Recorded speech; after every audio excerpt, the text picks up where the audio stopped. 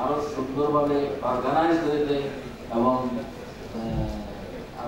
আরো প্রোগ্রাম আমাদের এবার সময়ের জন্য আমরা তো প্রোগ্রামগুলো ভালো করতে পারি না, এবার যদি করেছি আরো যাতে ভালো প্রোগ্রাম ভালো অর্গানাইজ আমরা করতে পারি সেই বিষয়ে খেয়াল রেখে এবং সহযোগিতা কামনা করে শেষ করতে। আল্লাহ হাফেজ। ধন্যবাদ প্রফেসর মুস্তাফিজ। এবারে আমাদের বিভাগের একসাথে পথচলা প্রফেসর এমএসআই মল্লিক কিছু বলবেন। উনি সবসময় আমাদের পাশে আছেন এবং এই অ্যালামনি প্রোগ্রাম সাকসেসফুল করার জন্য ওনার অবদান আমরা সবসময় মনে রাখবো।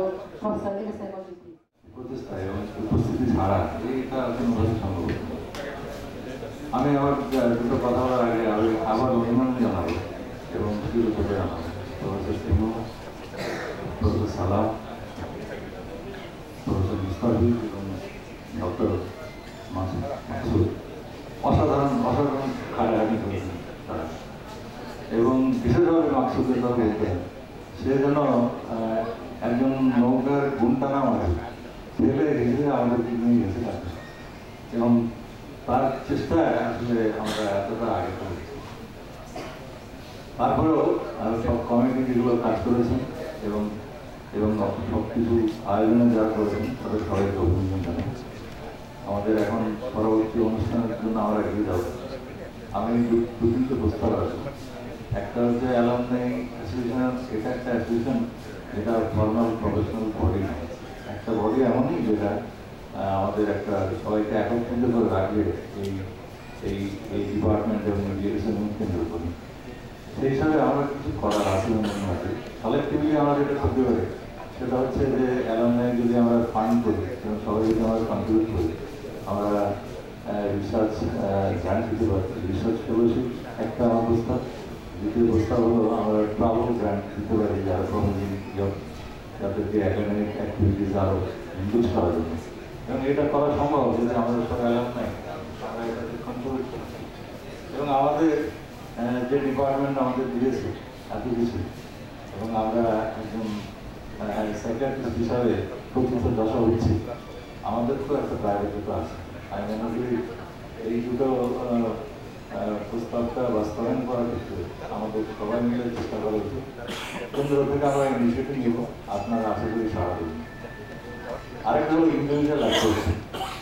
আমি এই বিভাগের প্রাক্তন ছাত্র হিসাবে আমাদের সবার কাছে আবেদন রাখছি যে আপনারা at least any form of contribution একটা ডিপার্টমেন্টের জন্য করুন, একটা করে অন্তত, either in cash or in time or in types of any activity.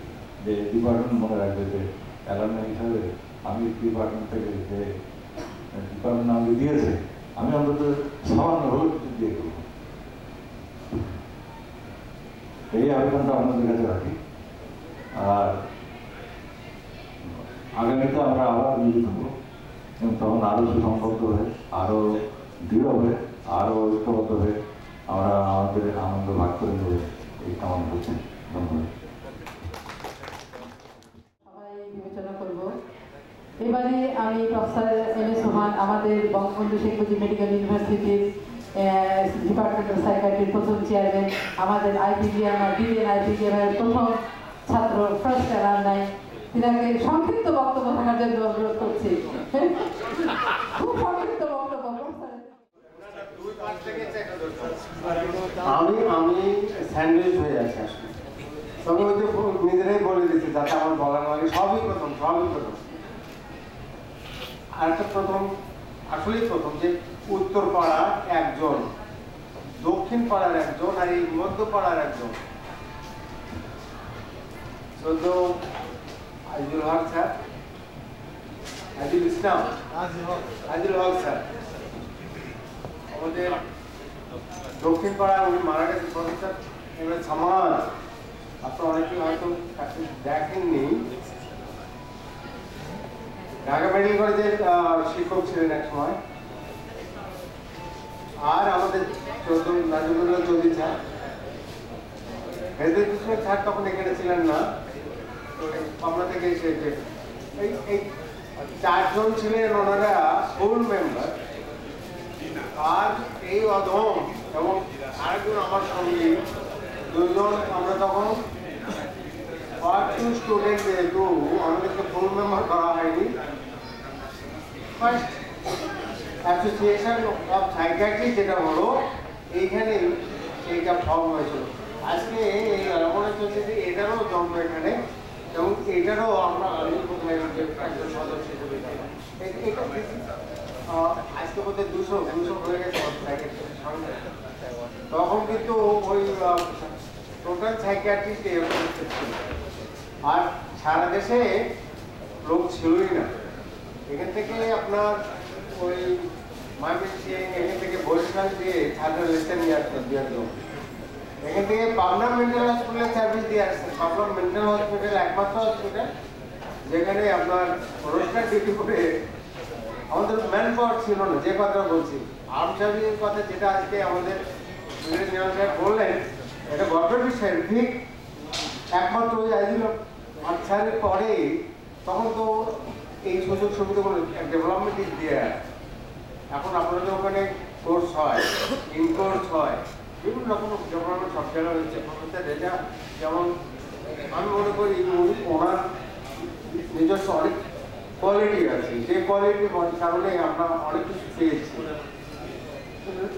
ওখানে একটা আমাদের অ্যাকচুয়ালি একটা ব্রাঞ্চ করতে পেরেছেন, 25 জন হয়েছে আমাদের সেপারেট ব্রাঞ্চ ছিলেন।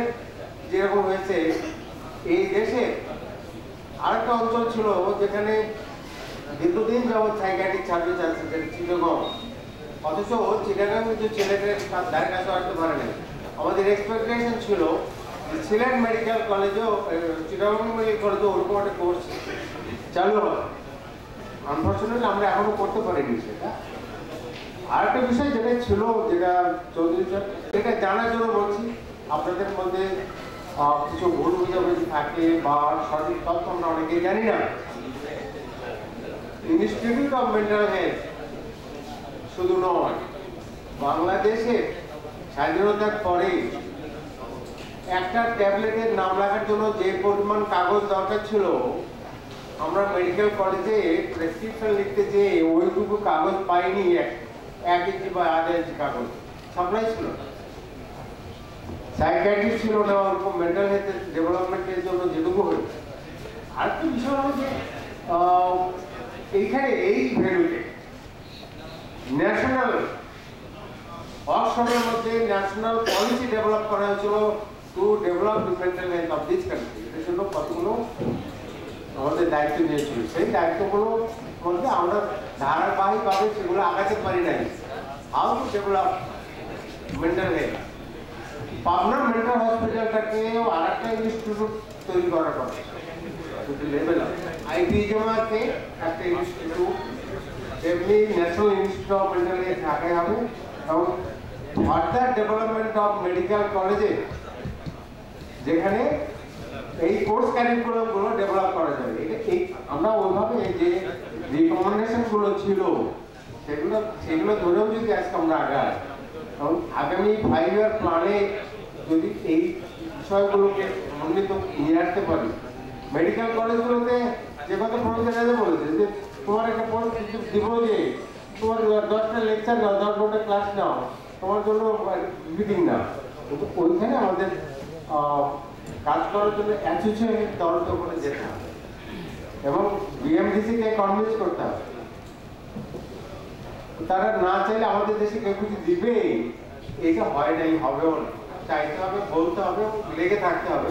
কিন্তু আরেকটা বিষয় আছে আমাদের মধ্যে, আমরা একজন এক এক ভিন্ন মত যদি প্রশ্ন করি তখন কিন্তু বিপদ আছে। আর নিজের জন্য না দিয়ে সবাই মিলে যদি আমরা একসাথে যেতে পারি, এক সংখ্যায় বাড়ছি, ওই যে এরা আমাকে খুঁজাচ্ছে না বলে, অথচ কেউ জানে না যে এই দেশে 79-এ আমাকে ট্রেন আপ করছিল সরকার চাইল্ড সাইকিয়াট্রি ডেভেলপ করার জন্য। তারপরে সেটা নাকি তাদের কাছে বিলাসিতা হয়ে গেছে। এরকম একটা দেশে আমরা বাস করি, সেই চাইল্ড সাইকিয়াট্রি এখন পর্যন্ত আমাদের ডেভেলপমেন্ট আর হয়, আমরা করতে পারি না, ম্যান পাওয়ার নাই, বা এখন ম্যান পাওয়ার থাকতেও কিন্তু করতে পারি না, পলিসি নেই। আমরা বলি এক কথা, করার কথা যা আর করি যা, ত্রিভুজে 3 কোণায় আছি, ভেঙে একটা মন্ত্রণালয়ে আমি নাগাবো। নেক্সট 5 ইয়ার প্ল্যানে অ্যাটলিস্ট আমি বিশ্বাস করি উত্তর পাড়ার কথা মানুষ শোনে, ডান্ডার ভয়ে হোক আর মাথা ঠান্ডার মাথার কারণে হোক। আমরা কিন্তু ভালো বলবো না, সব করবো না, এটা আপনারা দায়িত্ব নেন প্লিজ। এখন সরকার বাড়ছেন আপনারা, অ্যারেস্ট করবো কাকে? গোয়েন্দা আমার পিছনে গোয়েন্দা লাগাইছিল 60-এর দশকের, তখন থেকে এই ইউনিভার্সিটিতে যখন কাজ করেছি আমি 75-এর আসছি, যখন বঙ্গবন্ধু যেদিন মারা তাকে যেদিন মারা হয় সেদিন থেকেও আমি আন্ডারগ্রাউন্ডে ছিলাম। আমার পিছনে গোয়েন্দারা ছিল, এখনো আছে। এই ইউনিভার্সিটিতে যতদিন কাজ করেছি গোয়েন্দারা আমার পিছনে ছিল। ইউনিভার্সিটি অথরিটি একা সময় 11 রকম, এটাকে আলকাত্রা ইউনিভার্সিটি বানানো হয়েছিল, বিটিভি যেটা বলে। সেখানে একদিন ডাকছিল কোনো একটা অনুষ্ঠানের জন্য, বঙ্গবন্ধু শেখ মুজিব মেডিকেল বিশ্ববিদ্যালয়ের মনোরোগ বিদ্যা বিভাগের চেয়ারম্যান বঙ্গবন্ধু উচ্চারণটা কেটে ওরা এডিট করলো, ওটা নাকি আর বলা যাবে না। আমি ওই অনুষ্ঠান থেকে চলে এসেছিলাম। এই কথাগুলো আপনাদের জানা দরকার। এইটাই আলকাত্রা ইউনিভার্সিটিতে আমি চাকরি করেছি। আলকাত্রা দিয়ে বঙ্গবন্ধু মেডিকেল ইউনিভার্সিটির নামটা মুছে দেওয়া হয়েছিল। বঙ্গবন্ধুরা ভিজিট রুমে না, আমাদের রুমে, ডিপার্টমেন্টের রুমে। এই কথা যদি না জানেন, দেশের জন্য যদি ভালোবাসা না থাকে, দেশপ্রেম যদি না থাকে, আপনার প্রতি আমার আশাও নেই, কিছু বলার নেই। আমি বিশ্বাস করি আপনাদের কি শ্রদ্ধার চোখে দেখে মানুষ, আমাদের ওইভাবে দেখে প্রতিবাস্তব না। আমাদের প্রোগ্রাম মানেন আমাদের কথা, ওই পাশে ওইটা জিজ্ঞাসা করে ওনারা যে কি করতে পারে না কি না করতে পারে। দেশটা এই দেশে চালাইছে এ পর্যন্ত, ব্রিটিশ চলে যাওয়ার পরে আমরা আর সেনাবাহিনীর লোকজন জনগণের জন্য আমরা কান্দি। জনগণের প্রতিনিধিদের হাতে কোনো ক্ষমতা আসে নাই, তাদের কোনো মর্যাদাও নাই। না খেয়ে দিয়ে যাক, আমার ক্ষুধা নাই, অনেক খাইছি, এখন না গেলে ভালো থাকবো। সর্বশেষ এই কথাটা বলি, এই ডিপার্টমেন্টের ডেভেলপমেন্টের জন্য আপনারা কিছু করেন না, শুধু সাবজেক্টের ডিপার্টমেন্টের জন্য সারা দেশের জন্যই করবে। আর আমাকে এই এটার প্রতি আমাদের ঋণ আছে, সেই ঋণ সত্য। আর সেক্ষেত্রে এই আজিজের মতো লোক অনেক বেশি কন্ট্রিবিউট করতে পারে, প্রফেসর রেজার মতো লোক অনেক কন্ট্রিবিউট করতে পারে। তাদের প্রতি আমি রিকোয়েস্ট রেখে যাচ্ছি যে আপনারা এই কাজগুলো করবেন। আমরা অনেক কিছু করতে পারি নাই, আমাদের সাহস ছিল কিন্তু করতে পারি। আর এখন ভয়েস অনেক আসছে, আপনাদের সাহস বেশি, বুদ্ধি বেশি, আপনারা অনেক কিছু করতে পারেন। অনেক ধন্যবাদ। আর বাকি সময় নেওয়ার জন্য সময় দিতে আমার লজ্জা শরম নেই। সবাই এসেছেন অ্যালমনিরা, আমরা খুবই আনন্দিত। আমরা সবাই এরপরে আমরা আমাদের আরেকটা প্রোগ্রাম আছে, এখন লাঞ্চ প্রোগ্রাম। আমরা এখনকার মতো আমাদের প্রোগ্রাম শেষ করছি, আপনাদেরকে লাঞ্চে সবাইকে আমন্ত্রণ জানাচ্ছি।